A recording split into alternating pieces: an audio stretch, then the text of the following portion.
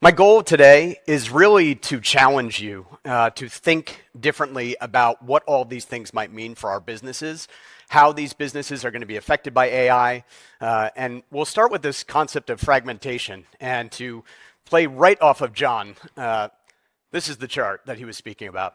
And yes, we do have Alta Vista. I have Lycos. There's the little one there. I don't know if anyone remembers Dogpile. That was a search engine of search engines. That was awesome.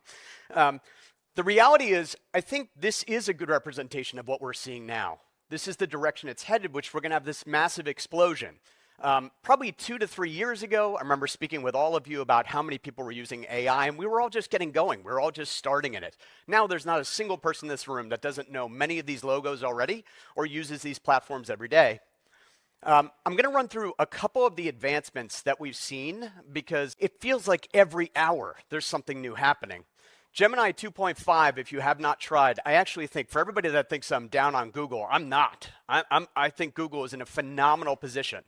The tough spot they're in is the innovator's dilemma of the most profitable model of all time, being the ads-based search market, is going to be under enormous pressure.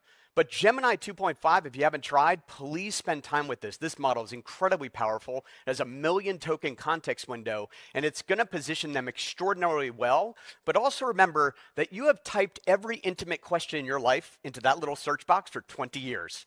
They know everything they need to know to improve their AI, and so they've got a great spot with this model. Claude 3.7, I bring this up because Claude, back in February, launched web browsing. They just announced last week that the web browsing is available through their API. Now, why is that important? Because Anthropic is partially invested in by Amazon. So when Alexa Plus comes out shortly, and you can just walk around your house having an ongoing conversation about learning about the amazing cathedral here, it literally will just follow you around the house and be the first instance of always-on AI. I want you to think about always-on AI. Remember when we used to have to get on the internet? Like you would be like, oh, I'm going to go get on the internet, and you'd hear that tone. This is the equivalent of now where everything is just connected. This will be the model that connects it all with Alexa. There are 600 million Alexa devices in homes already. So try this model, it's outstanding. OpenAI launched O3 and O4. These are the reasoning models. These ones are much easier to access, and they possess a lot of the abilities that we've been searching for in AI. They've opened up a whole world of the better image generation. Video generation was announced yesterday where you can actually edit video right inside of ChatGPT now. All of it's moving almost, it seems, hourly. If you're not using deep research, please try this in either Gemini or OpenAI. The reason why I say this is a lot of people have been saying, oh, well, it cites bad information or it's not good information. They use the term hallucinations. Deep research will analyze for you anything you want and bring back close to 50 different citations. All of them work and all of them are relevant. It's an incredibly powerful tool. Interestingly, I've found many of the academic community, they're using this, they're embracing it. Something that used to take them in a literature review a month to 2 months to research, they can get back in 15 minutes. So it's really worth trying each of these. Now, as was said earlier with Apple in general or just AI usage, Eddie Q at Apple said that it's the first time in 22 years that they've seen any traffic or any search fall off. Now, Google disputes this, but it also depends on what do you classify as a search. Is it only in the Google app or is it through Safari? It's irrelevant. It doesn't matter. We're all seeing this. Every one of you is using search in a way through AI that you didn't before.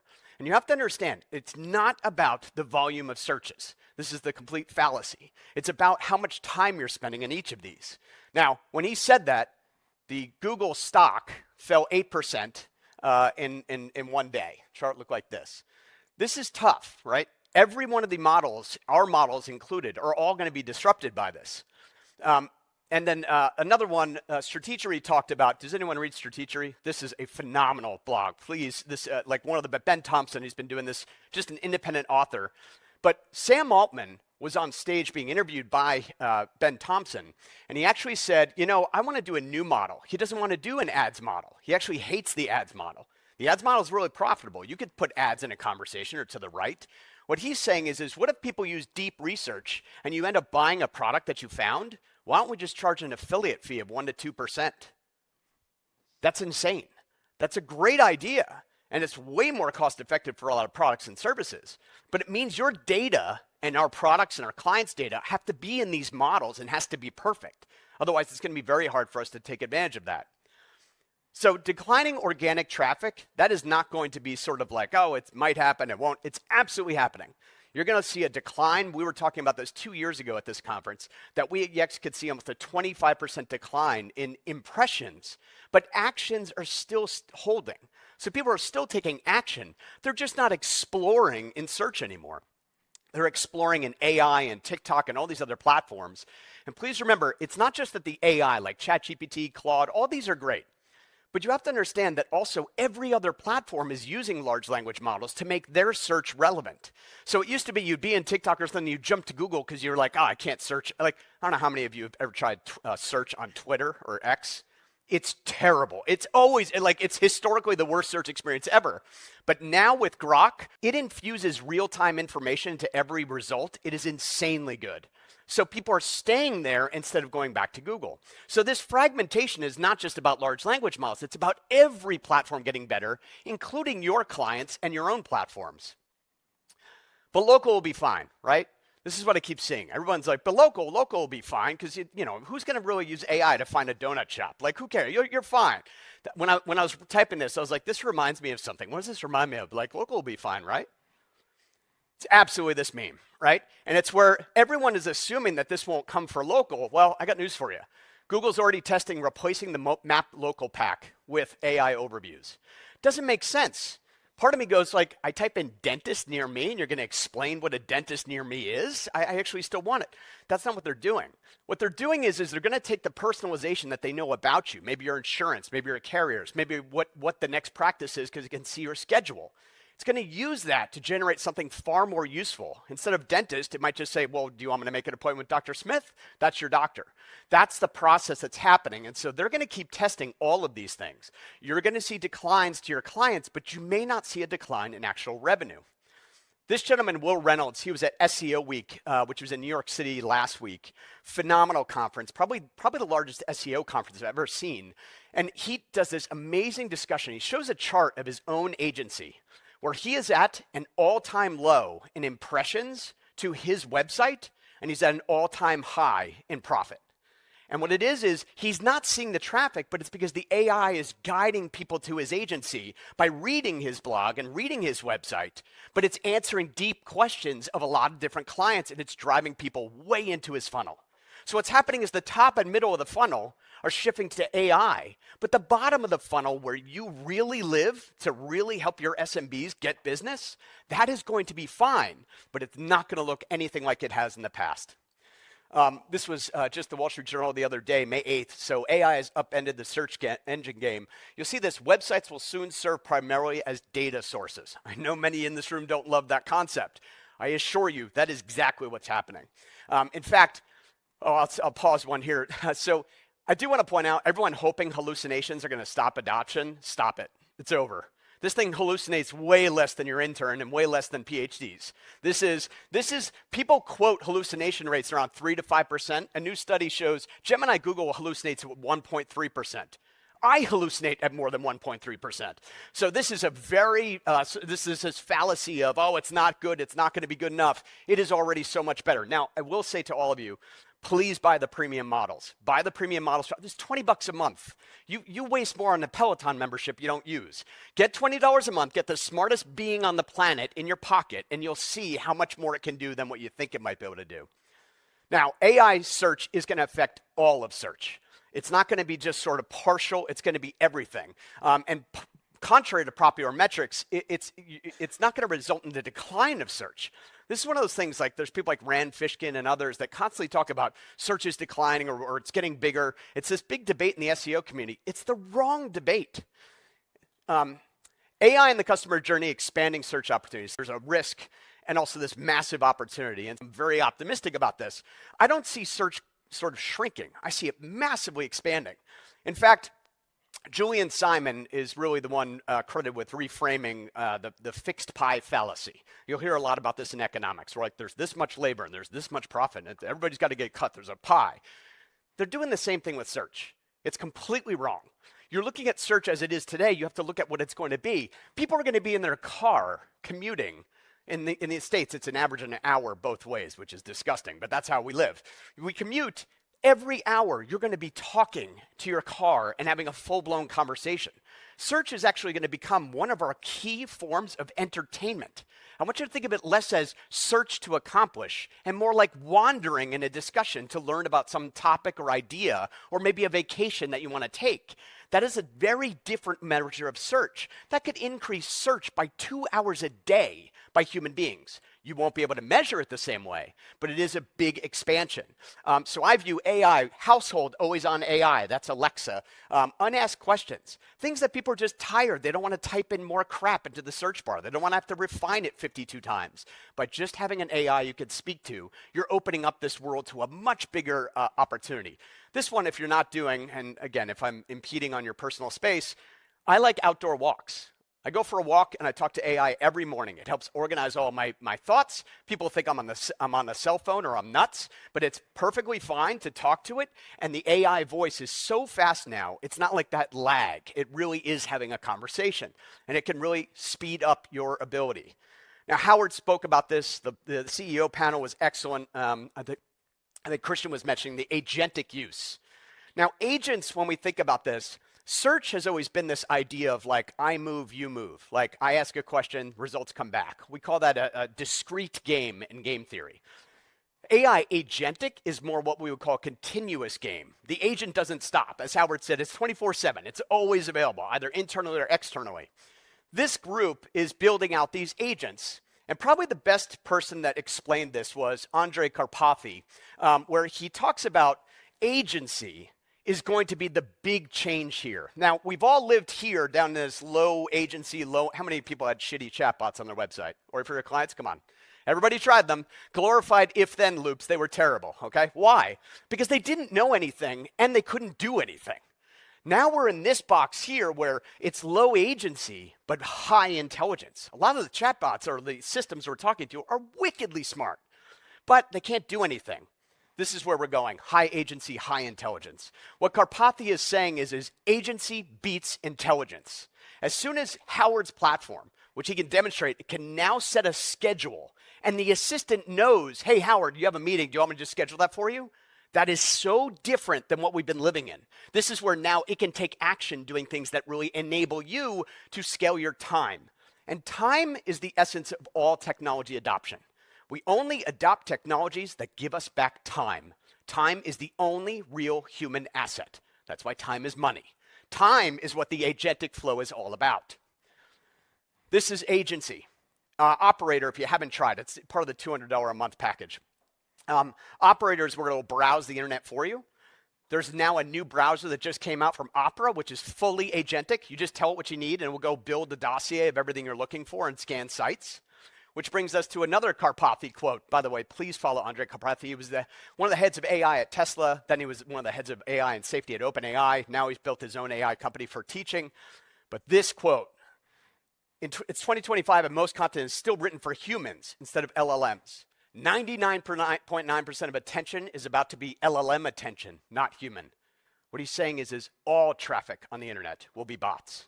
Humans will get to the last little bit, but it's almost exclusively going to be me talking to my AI, that AI checking your websites for your client's data, and it coming back and telling me what to look at. Now, I may end up at the website to do something, but also my agent may just do something. Here's a great way to think about it. I call this the AI takeover framework. And this is this idea of there's complex things. So up top is complex, on the bottom is simple. To the left is things nobody wants to do, and to the right is things we all enjoy to do. So in the top right, something that's complex and enjoyable is like planning my trip to Cologne. I enjoy that sort of thing. I want to be in the website. I want to sort of engage. But I also think 60% of that experience likely will be taken over by AI. Meaning it's going to guide me and pull things from sites. It may not drop me off. I'm definitely not going to Expedia anymore, okay? I'm going to use these tools to help pull that data in. What about complex, not enjoyable? Shopping for car insurance. Don't tell me any of you want to shop for car insurance, okay? But it is complex. 100% of that is going away. There's no reason for there to be an insurance website. There is only a reason for there to be knowledge from insurance companies, perfectly structured and fed to the AI to answer the question, right?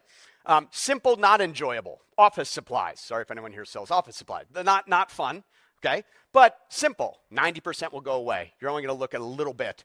And then lastly, things like shopping for fashion, like shoes, sneakers, things like that that are simple and enjoyable, that'll probably still be a very big area where people go to the web because it's more of a browsing experience and they like visually. If AI smartly adds more visual cues and can take over your television, so as you're talking to Alexa, she puts all these images up on your TV, that's very likely to change that as well. So data, websites, reviews, and social, all of these are the sources that power AI and the customer journey. These are citations. I've been talking about citations at this conference for a long time. It's just expanding what do we mean by citations, not just classic, but any citation of any knowledge that is fed to the AI. So, sorry, a lot of frameworks today. So when you think about trust, I want you to think in 3 dimensions, okay? Every question that a consumer has to ask about your client's brand is on 3 dimensions.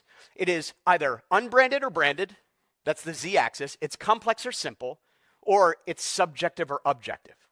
What is a pet vacuum cleaner?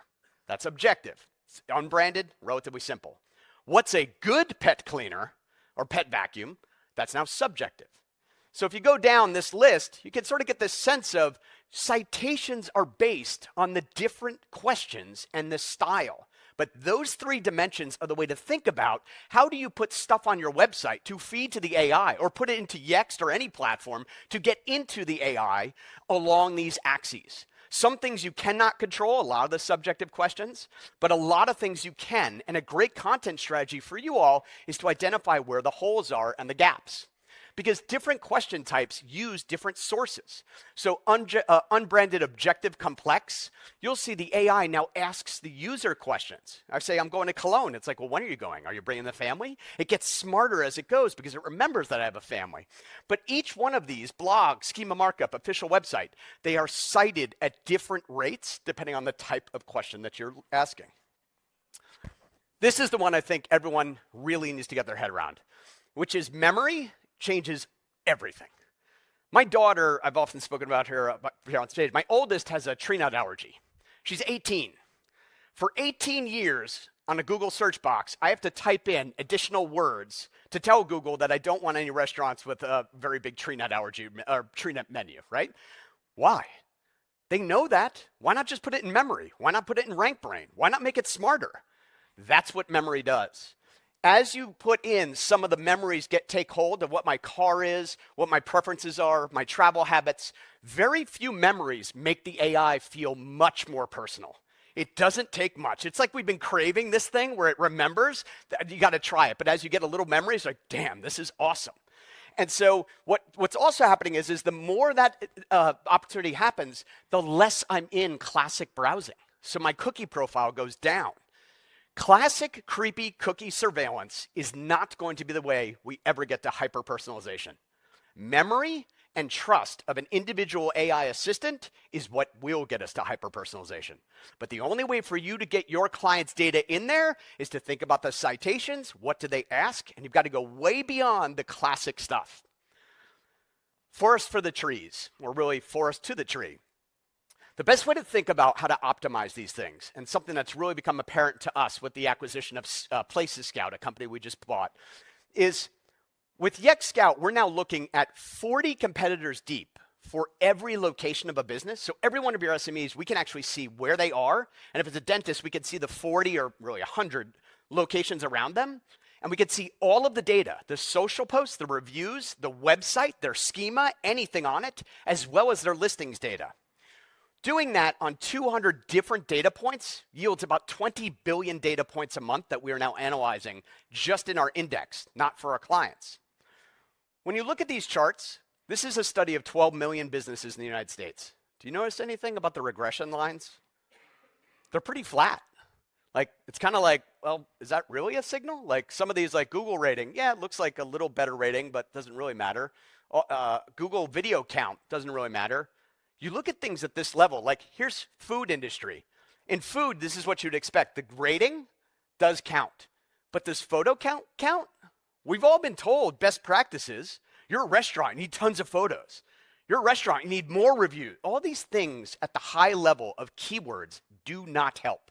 It is one of these things where, yes, it's directional, but what does it matter for, what does it matter if you can't push further in? Like, this is healthcare. This is on millions of businesses. So let's instead look at one business and just their 40 closest competitors geographically. Look at the charts now. Do you see the regressions? You can actually see very clearly what they're not doing. If you look, for example, let's say you're a coffee shop in Midtown Manhattan. What's the competitive profile of that? It's pretty damn high. What you need to do there versus the middle of South Carolina is very different. So with Scout, what we're doing is drilling into every data point at every location. Because why waste time trying to get more reviews in an area where review count doesn't matter? We've already seen this with financial advisors. We can see in the state of Florida, having a headshot, I have no idea why this is, it's just the funniest thing, but at one company, having a headshot, like your face, your mug, as the main profile pic, was highly correlated with ranking first, second, or third in Google for financial advisor near me, all over Florida. Do you know it doesn't matter in New York, having a headshot? No one gives a shit. They don't care what you look like. They just want a better return. I don't know why. But the reality is it shows that the algorithm is so locally based that you need to think much more succinctly about diving in and saying, I don't need to do that here. I need to do this here. And that's a very different way than I think any of us have ever looked at this before. And I certainly wouldn't have known until I've been with the data for about 6 months now. So what is becoming obvious is that local competition is way more important than these best practices. Now, I've been up here spouting best practices for a long time. It's all we all had to go on. Google's like, you should do this, this, and this. But it's really not the best way to drill in because your competition determines what you should be doing. And that's really a direction for Yext, which brings me to number 4, data as an AI strategy.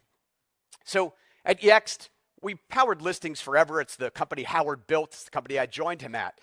Reviews, pages, social. These are all the things that drive AI. It's not like there's another internet that the AI is using. It's all using the same stuff we've been putting out there for a very long time. But with this, we went out and said, look, what if we had a system that sat on top of all of it? And that's Scout. This is Scout. It starts off with a visual interface where I'm looking at the eastern seaboard here, and I apologize, I tried to load in some European examples, but this is what I had. And I can change between Google rank, and now this is AI rank. So we can see inside Gemini, Grok, GPT, and I can go in and see, here are the ranks. Now for this bank, they're doing very well. On the entire eastern seaboard, they have a few hundred locations, I think, 960 locations, 26 unranked. They're ranking on average number 3 for the top spot in their search. But as you can see down there, we're also tracking the AI rank, their visibility, and their brand sentiment. Like, does the AI think you're a good brand or not? If I click in, I can zoom into, let's say, one area here in North Carolina, South Carolina. And what you're seeing is the ranks actually change. So I'll jump instead to where I live in Duval County, Florida. Any sort of level, we can see how are the locations doing. Now for you all, there is an SMB version of this where you can see just them and just their competition. But what we're saying is this is also what your CS team or your account managers can see. They can see all their accounts at once and just log in and see the red areas, change it by, is this by sentiment, by reviews, by search? And when I move in, I can go even further. So now in this area, you see they rank at 9. I'm going to zoom in a little bit more, pick one of these locations, this particular zip code. And as I do that, once again, the ranking changes to 2. That branch is doing great. Just next to it, they're not doing as well. Now, these are zip code polygons inside of the hexagonal system, so we can get a little more exact.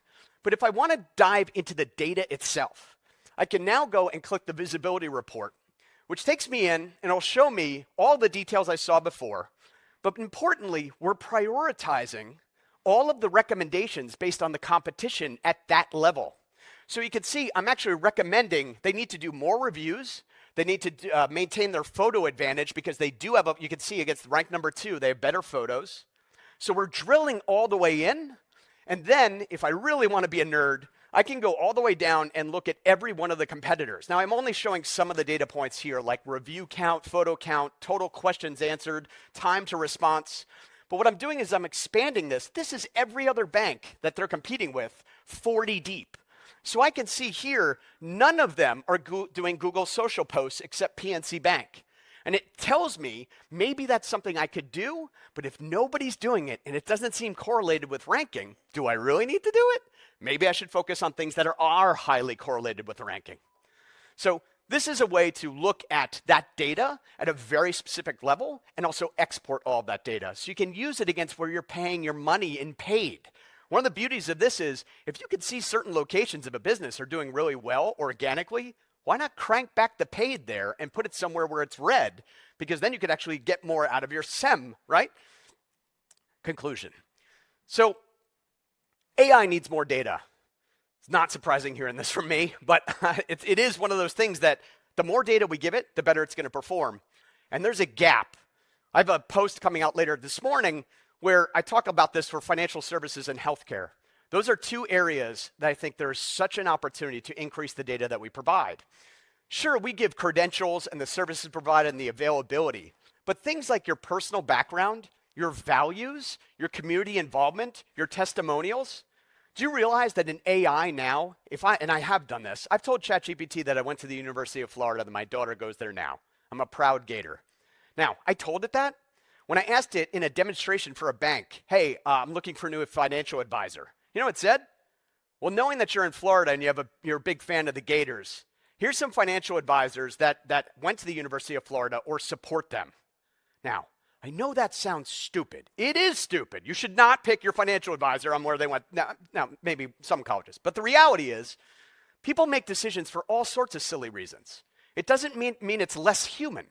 The human behavior is, if you go to my church and I need a plumber, I might actually pick you over someone else, even if they have better credentials.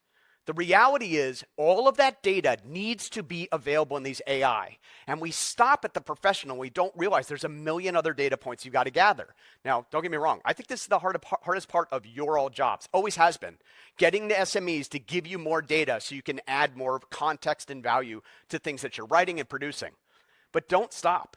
Because if the AI has it, they're always going to show someone where they have that context or that memory or that relationship over people they do not have that context, memory, or relationship. And getting the data, as Howard put it, and I love it, AI is always on. It's never going to shut off. And so if it doesn't show off, there is no excuse that your data isn't real time to the AI. If your data is not real time, it will be disrupted by someone whose is. It's never going to be that slow works. The faster, more, and more frequently updated data, the better you're going to do. I'm going to close with this. Ultimately, I think there's a trust framework that we need to start thinking about. This is the urgency. A lot of your clients, and many of you might be like, AI, it's like that interweb thing. It's never going to happen. Like, it's happening. It's happening much faster than people realize. It's happening faster because we're not adopting AI. AI is adopting us. That is a massive change. We've never had a technology that understood us better than we understand ourselves, and it certainly is going to change search so much quicker than we expect. Now, in order to do well, you need to start sending these signals now. I'm not saying you can't add data into an AI later, but if AI, like every system before it, values consistency, frequency, updates, real time, and depth of data, you want to start now, which is put more of that content out there. I know for many of you, this is, okay, well, I do listings, that's great. I do website, that's great. You got to think about, most of our listings partners, like Google, for example, Google doesn't take events data from us. The Yext Knowledge Graph has had events data, like you could put events in forever.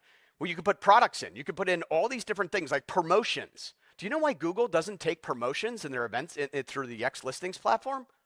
Because they want you to buy an ad for promotions. They're not going to let us do that. But the AI companies, we go in and show them that we have promotions, channel lineups, healthcare, premium options, all these different things. They're like, we'll take it all. We'll take it all. We don't care. No ads problem here. We're literally aligned with you, which is whatever data you can provide, we'd like to have so that we can put it into the model. So by doing that, you've got to think about what is the quality of the citations you're powering. Are they all correct everywhere, all the best data, as deep as it can go? How transparent are you with the AI, both on part of the SMEs and back with the industry, saying we're getting more data from our SMEs, we're using AI to do it. Transparency is very important in how you tell people you're using or not using these tools. And then verification. I think Howard might have said you're going to hear more about human in the loop. it's literally going to be all we do. We're just going to be humans in the loop. But it's going to make us scale. It's going to be a lot more profitable. And it's also going to be a lot better customer journey. The thing we all have to get comfortable with is the customer journey is about to get a lot better for the customer, but it's going to feel really weird for the next few years because the metrics you can see are going to go down, but the actual business and the quality of the business is going to go up. And that's going to be an odd thing, but it's something that I think is inevitable at this point. So with that, I thank you. I did put all the visuals and frameworks at my website of Christian J. Ward, but also just connect with me, and I look forward to talking with you all. And I know we're demonstrating Scout to anyone that wants to see it. Thank you. Thank you, Chris. Thank you.